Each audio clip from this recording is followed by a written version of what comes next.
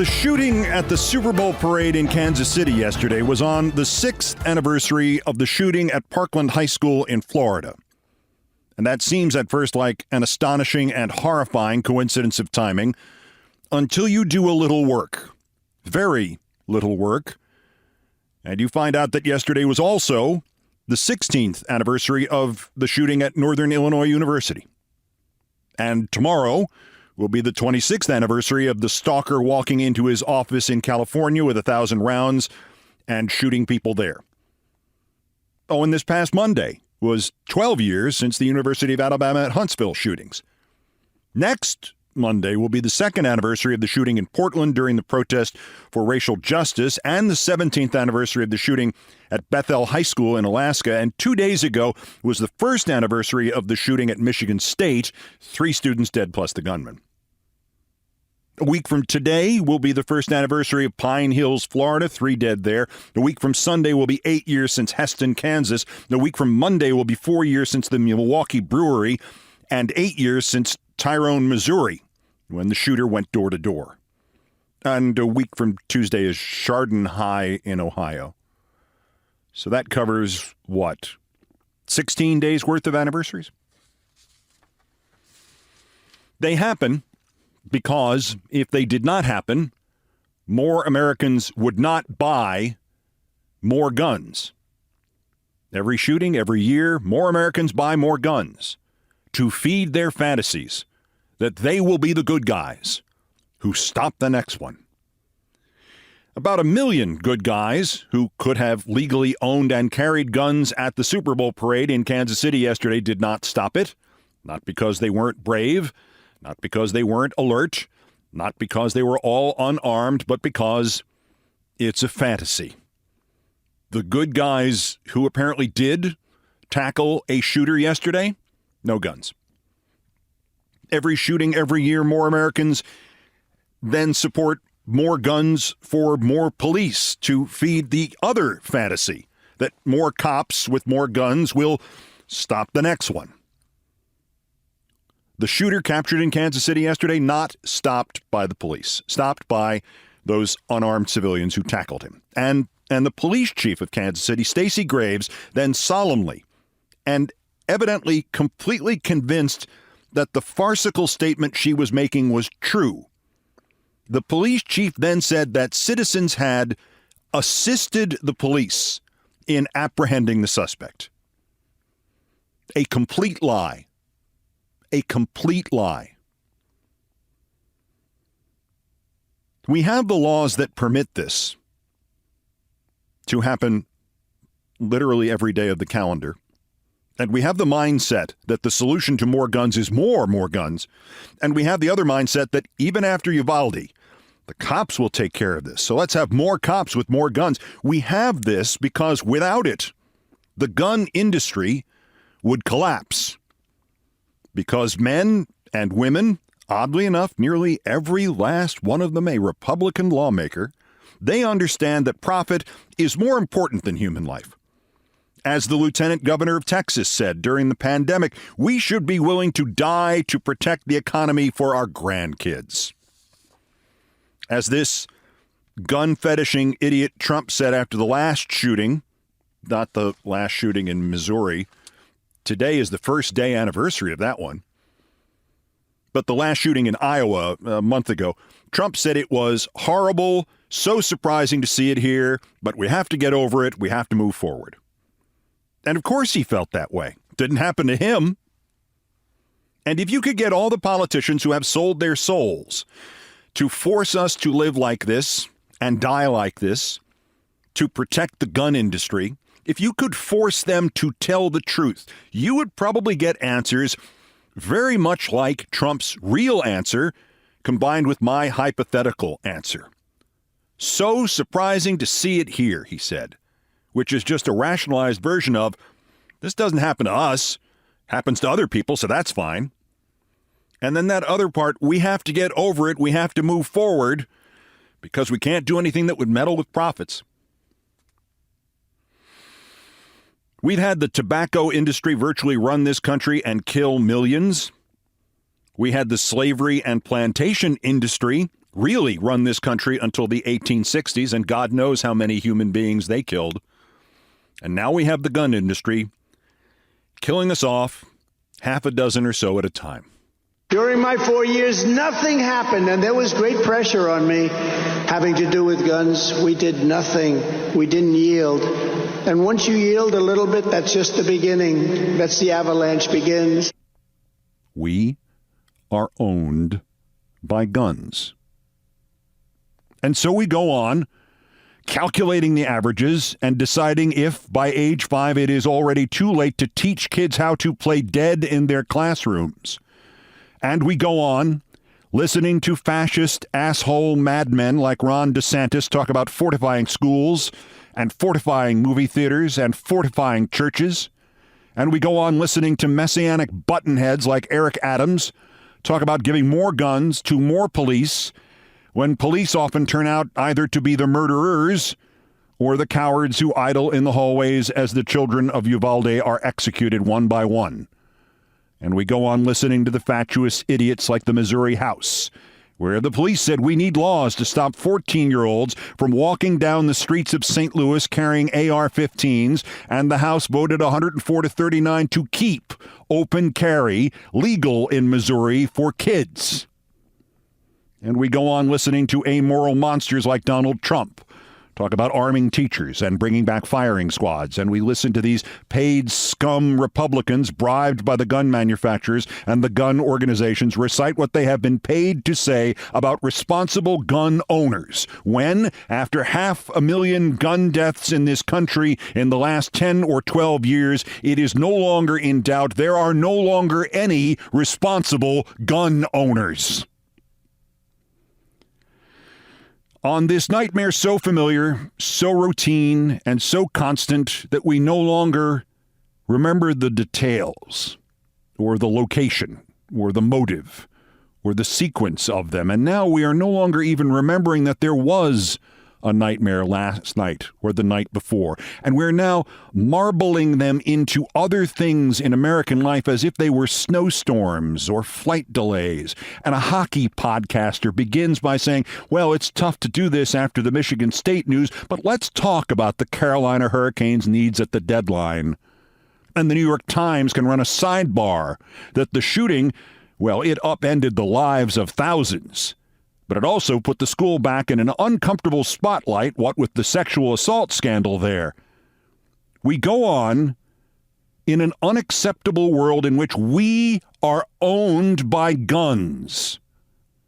We go on, to borrow from Churchill, in strange paradox, decided only to be undecided, resolved to be irresolute, adamant for drift, solid for fluidity, all-powerful to be impotent. The dead of Michigan State, the dead of Las Vegas, the dead at the Pulse, the dead at...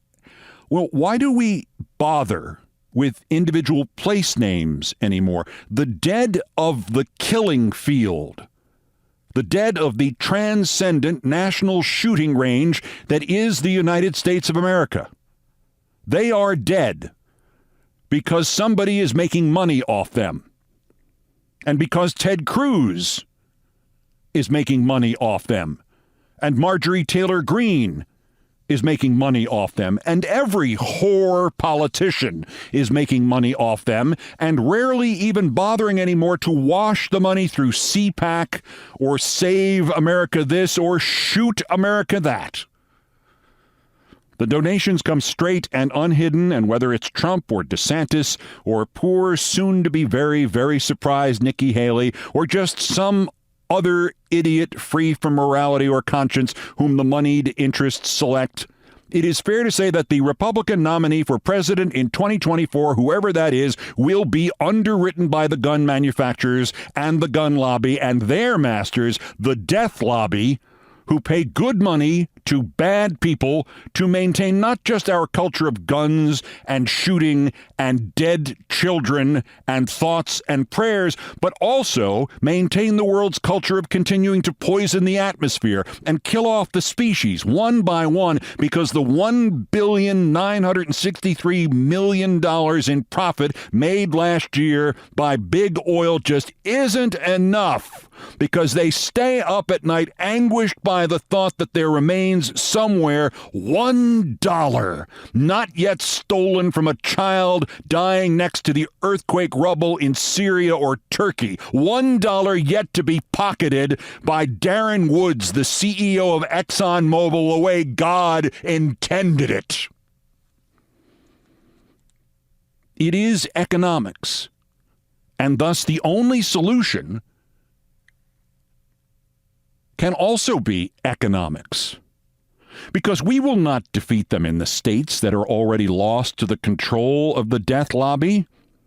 And even if President Biden said tomorrow, we are not owned by guns, and I don't give a damn if I'm reelected or even renominated, I'm going to issue 450 executive orders and take every damn gun I can get off the streets. And if the House and Senate won't reinstate the assault weapons ban, I will do so unilaterally, and come and get me in the courts.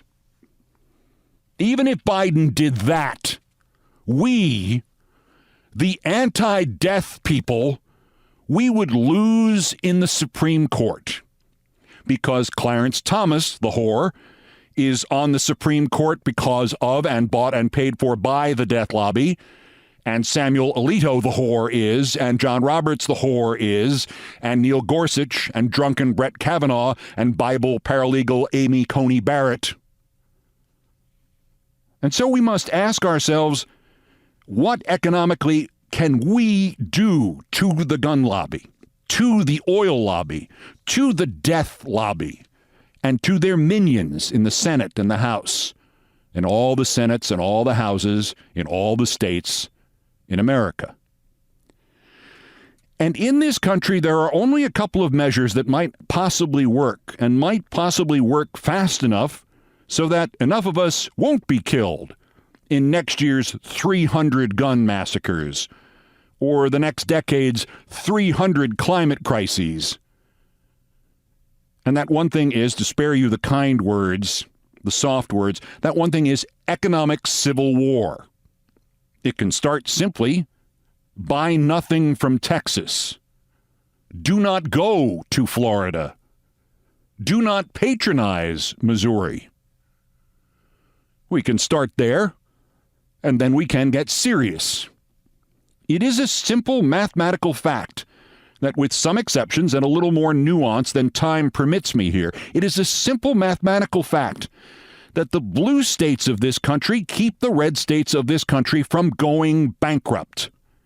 It is a simple mathematical fact that the blue states pay in more to the federal government than they ever get back in services or infrastructure, or certainly in per capita representation. New York pays a net $24 billion a year. California pays in a net $14 billion, and most of that goes to keeping Florida and Texas from starving. Florida gets $36 billion a year, more than it pays in. Texas, nearly that much. It is state-to-state socialism. And we all know that we can't have socialism. And it is a simple fact that the blue states restrict and regulate guns, and the red states sell guns and sell guns and sell guns and profit off dead children. And when the political whores like Ted Cruz and Tucker Carlson and Rupert Murdoch point to the gun carnage of Chicago, they are actually pointing to the gun carnage of weapons smuggled in from Indiana to Chicago. And it is also a simple fact that we can dance around for decades yet to come about how to stop the gun massacres of February 2047 and the chemical disasters of June 2061, so bad they reminded old-timers of, what was that, East Palestine, Ohio? Or we can cut to the chase and put it this way. If the red states do not agree to strict and enforced gun regulation and the removal and the outlawing of gun manufacture and a revision of the Second Amendment so that the vagueness that isn't actually there but that the death lobby has spent a century convincing millions is there, that all doubt about the Second Amendment be erased and replaced by the simple statement that private gun ownership is illegal without a series of licenses and mental health tests, and that the owner is liable for whatever is done with his gun. And if that includes murder, then the owner is liable for life imprisonment, whether he fired the gun or not. If the red states do not agree to that, and by the way, to reapportioned representation in the House and the Senate, so that Idaho does not have as many senators as a real state and not a welfare state like Idaho, and if they do not agree to the resignations of Chief Justice Roberts and Justices Alito, Barrett, Gorsuch, Kavanaugh, and Thomas, if the red states do not agree to that, then the blue states will simply stop paying money into the federal government. And the blue states will simply spend that money directly on their own citizens. And if the leaders of our blue states will not comply with this, then the only solution we have, since the murders at your town name here next week are profit streams for many people, the only solution we have is to then stop paying our federal taxes until our state leaders recognize that the only way out of this nightmare is to threaten the red states, and thus threaten the gun lobby, and thus threaten the oil lobby, and thus threaten the death lobby with economic strangulation.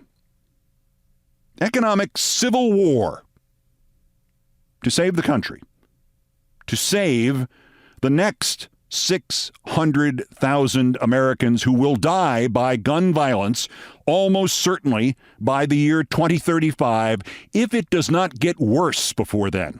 600,000.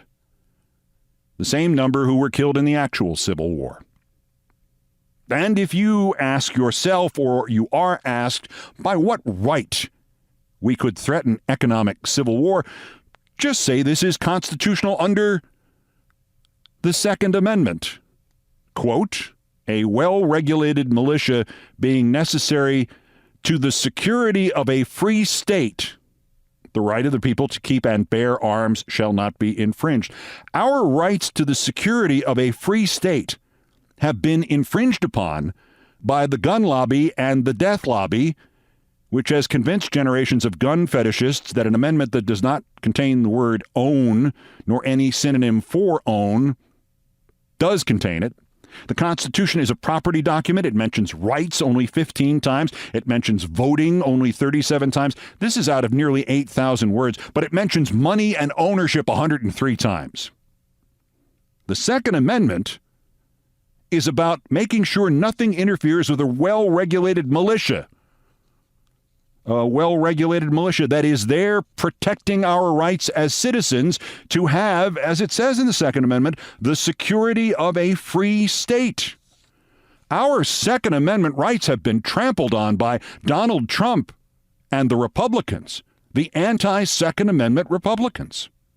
We need to start enforcing the Second Amendment.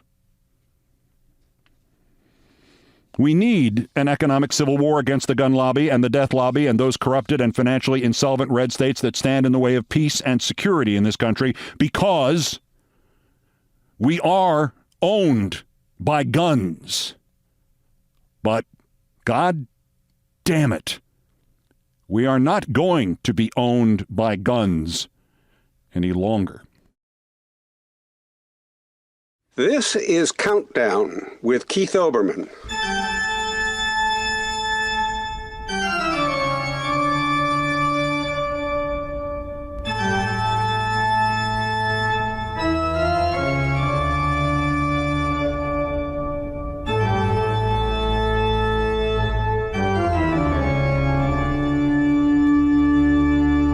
Still ahead of us on Countdown, there's a bunch of news about Netflix, and I am in no mood to tell you any of the news about Netflix, but because we need something to help us through things like this, I'm going to tell you only about the day I met with Netflix about starting news on Netflix, and their only concerns were, What about the Italian subtitles?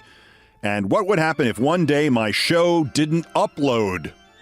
Things I promised not to tell coming up first. Yes, it's the daily roundup of the other miscreants, morons, and Dunning-Kruger effect specimens who constitute today's worst persons in the world. The Bronze, worse, Geraldo Rivera, and News Nation. I have noted before, News Nation is the Nick at Night of cable television, the retirement home for all those faces you vaguely remember from when cable was a big deal, and they were too, sorta. Dan Abrams and his MSNBC hair weave. Chris Cuomo and his CNN belligerent refusal to understand journalistic standards. Conservative con man Steve Krakauer. Hell, they even put George Will and Mick Mulvaney and Sean Spicer on the air. And Geraldo? Well, of course, Geraldo Rivera is the Geraldo Rivera of Geraldo Riveras. Still complaining that NBC spent money to promote my new show on MSNBC instead of more money to promote his extant show on CNBC. He first issued this complaint in the summer of 1997. Well, the inevitable has finally happened. News Nation, quote, announced Geraldo Rivera will join the channel as correspondent at large effective immediately. Oh noes. Does this mean we'll see less of some of their hardworking female correspondents? Kaylee and Kelsey and Kelly and Marky and Marnie? By the way, I'm not making that up. Their website lists 23 female anchors and correspondents on News Nation, including Kaylee and Kelsey and Kelly and Marky and Marnie, and now Geraldo. The runners-up, the Daily Wire and Dr. Greg Murphy. The Ben Shapiro bullshit service quotes somebody named Jeremy Boring revealing the secret Democratic plot to replace the vice president, to pay Kamala Harris a 5-year, $100 million deal to run a foundation for the next 5 years so she could make $20 million a year. And honestly, I'm impressed that somebody from the Daily Wire got the math right. As to Murphy, the congressman from North Carolina and urologist, also misogynist and racist, apart from his bizarre claim that Trump is less likely to have dementia than Biden because Trump is smarter, which I guess he determined during a cystoscopy of Trump's brain. By the way, that's a great joke, but you're going to have to Google cystoscopy. Anyway, Congressman Murphy has also told Fox that Vice President Kamala Harris is stupid. Quote, Kamala, good Lord, we talked about intelligence being a risk factor for dementia. Let's not even go there, unquote. 4 years ago, Murphy called the vice president, quote, a walking disaster. She was only picked for her color and her race. Punchline? While insulting the intelligence of the vice president, Congressman Murphy mispronounced her first name. Well done, Greg Murphy. But our winner, the worst, Thomas J. Method, the latest to be arrested for the January 6th insurrection. He's from Framingham, Massachusetts. And the FBI asked him to produce 2 photos he had taken of himself inside the Capitol Rotunda on January 6th. He was quoted as saying at the Capitol, "We can overthrow this. I don't care what happens as long as Trump maintains his presidency. I have a feeling it's going to be mayhem, chaos, and pandemonium." Or he probably said it this way, "We can overthrow this. I don't care what happens as long as Trump maintains his presidency. I have a feeling..." No, that's enough. It was going towards Cary Grant anyway. The arrestee, Mr. Method, told the FBI he had gone through the trash in his phone and Google Photos in his phone, and unfortunately, those 2 images they wanted, they could not be recovered because the trash automatically deleted them after 2 months. So sorry, I can't give you the incriminating evidence you know I have. So the FBI got a warrant, and Google said, yeah, they're over here, and produced the images, and now he's under arrest on felony and misdemeanor charges. Thomas J. Method. Yes, I know you have seen this joke coming. I still could not resist it. There was a madness to his method. Today's worst person in the world.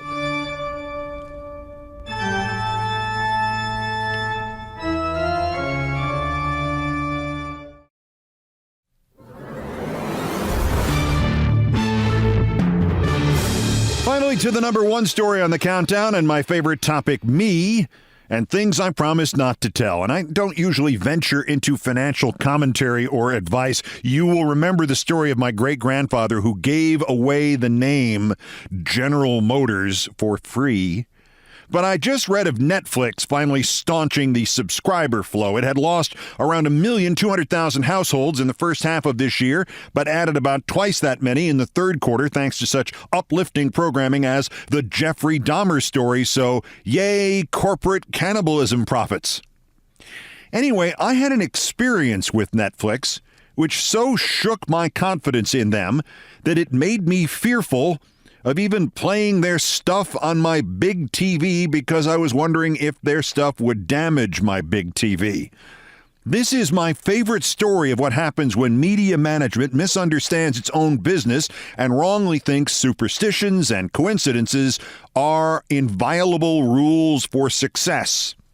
This happened on June 17th, 2016, the day I found out about the vitality, the importance, the absolute necessity of Netflix's Italian subtitles.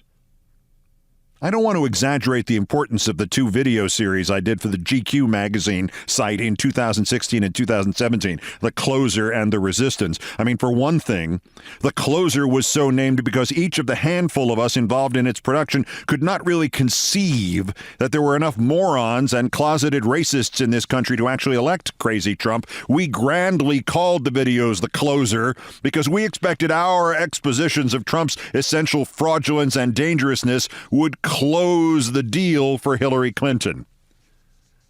But people watch those videos. I forget the final count. 180 or so episodes, 400 million or so views. Not plays, but people actually viewing essentially the whole piece.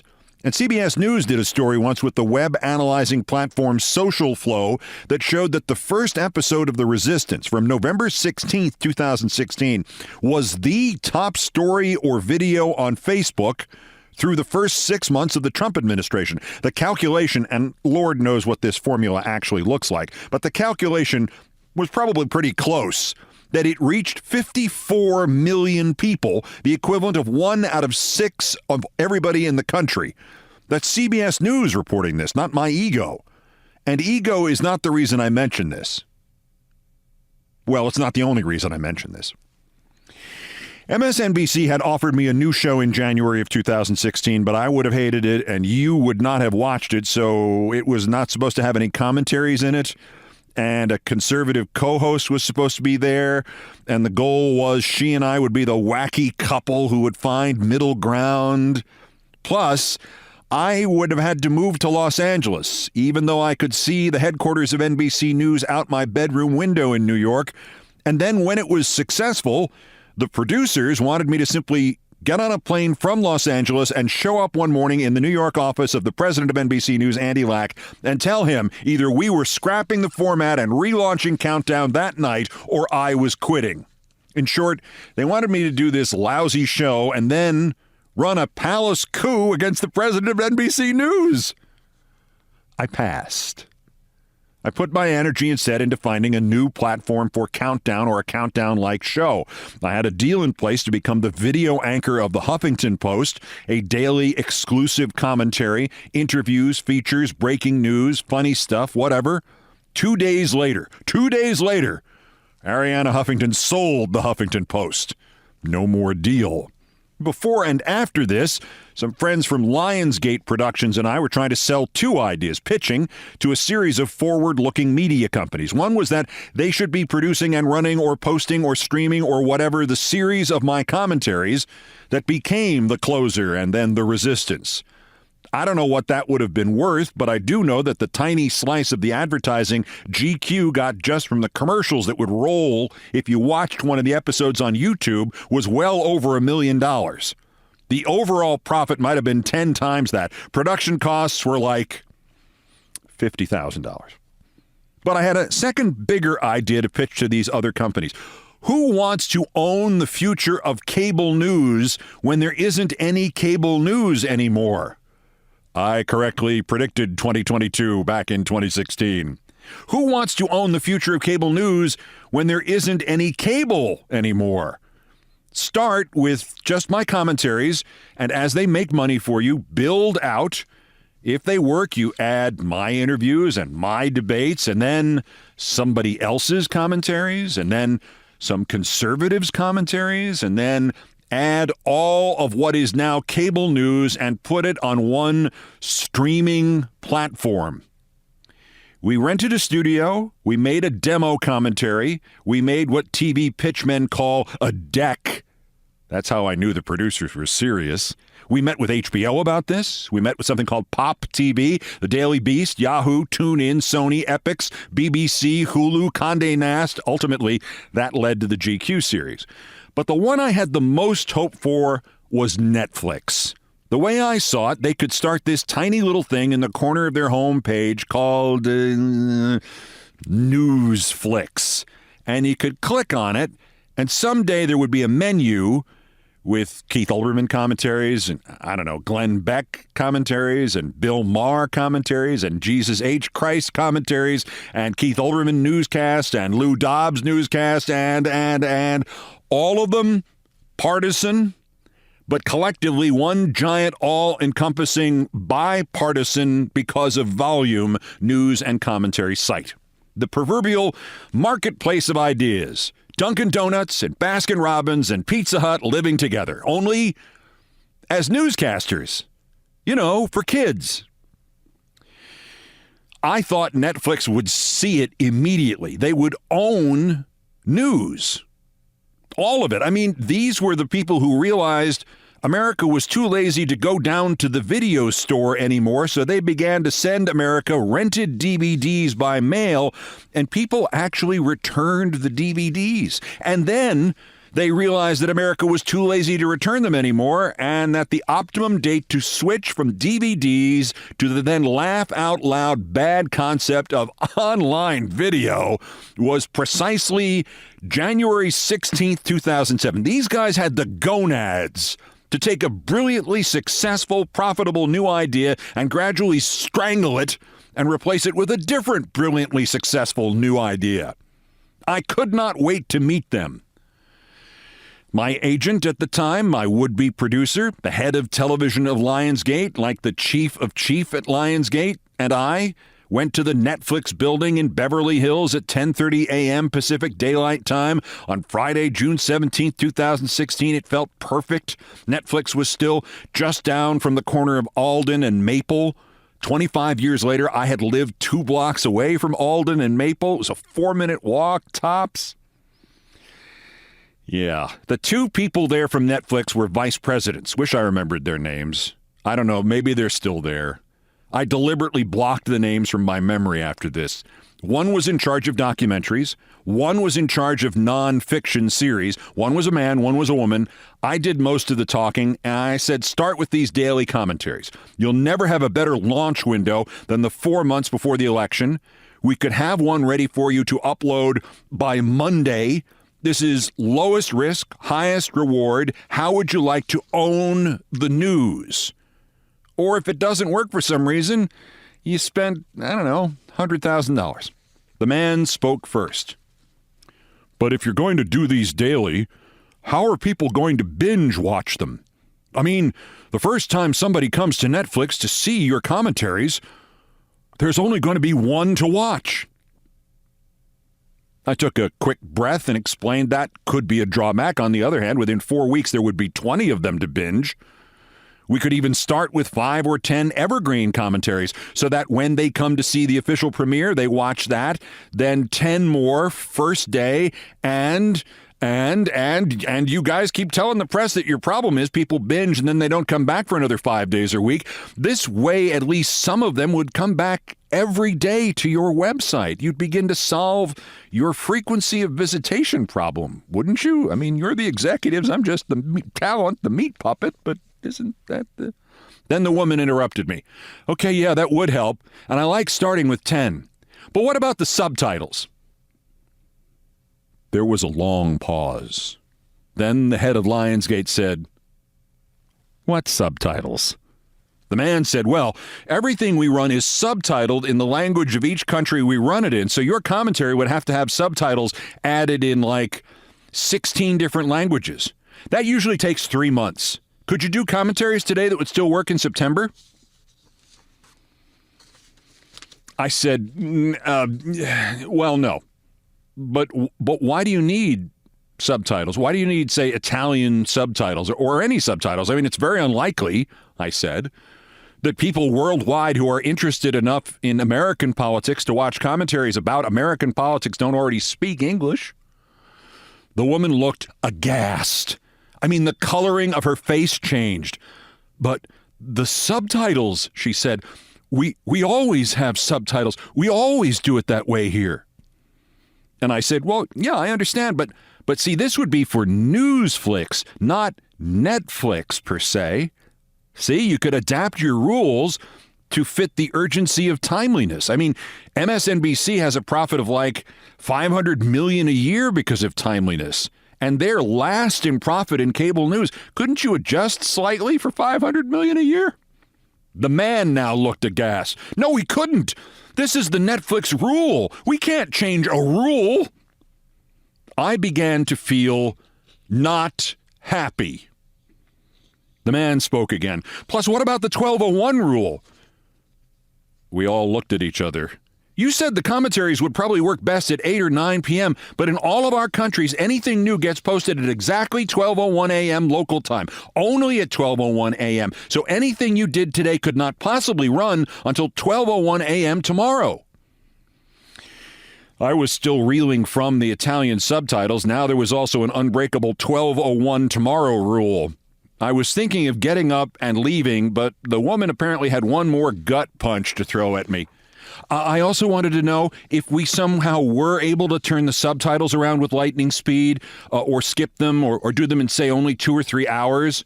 The man interrupted. Plus the hours until it's 12:01. Don't forget them. She nodded. Yes, plus the hours until it's 12:01. If we could somehow do that, what would happen if one day something went wrong technically and we couldn't upload that day and people came to the site and there wasn't a new one? What if it doesn't upload? Well, I had an answer to that, but I did not say it out loud.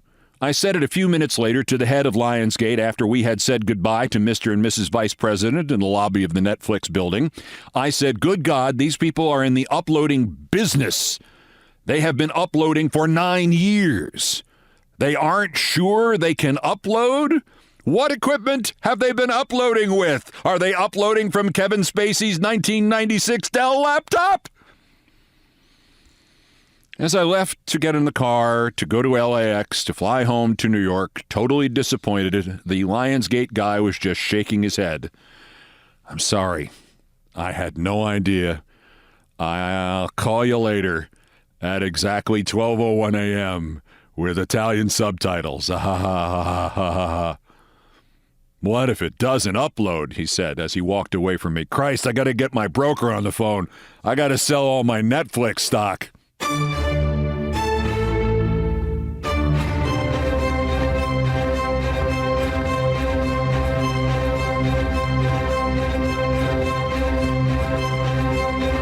Done all the damage I can do here. Thank you for listening. Countdown musical directors Brian Ray and John Philip Chanel have arranged, produced, and performed most of our music. As always, Mr. Ray was on guitars, bass, and drums. Mr. Chanel handled orchestration and keyboards and was produced by TKO Brothers. Other music, including some of the Beethoven compositions, arranged and performed by No Horns Allowed. The sports music is the Olbermann theme from ESPN2, written by Mitch Warren Davis, courtesy of ESPN Inc. Our satirical and pithy musical comments are by Nancy Faust, the best baseball stadium organist ever. My announcer today was my friend John Dean. Everything else was pretty much my fault. So that's Countdown for this, the 265th day until the 2024 U.S. presidential election and the 1,134th day since Dementia J. Trump's first attempted coup against the democratically elected government of the United States.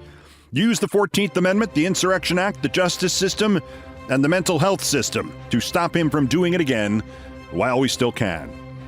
The next scheduled countdown is tomorrow. The official position on that is it's iffy. My voice has pleasantly surprised me by carrying me all the way through to the end of this show, which will occur when I say, bulletins as the news warrants. Till then, I'm Keith Olbermann. Good morning, good afternoon, good night, and good luck.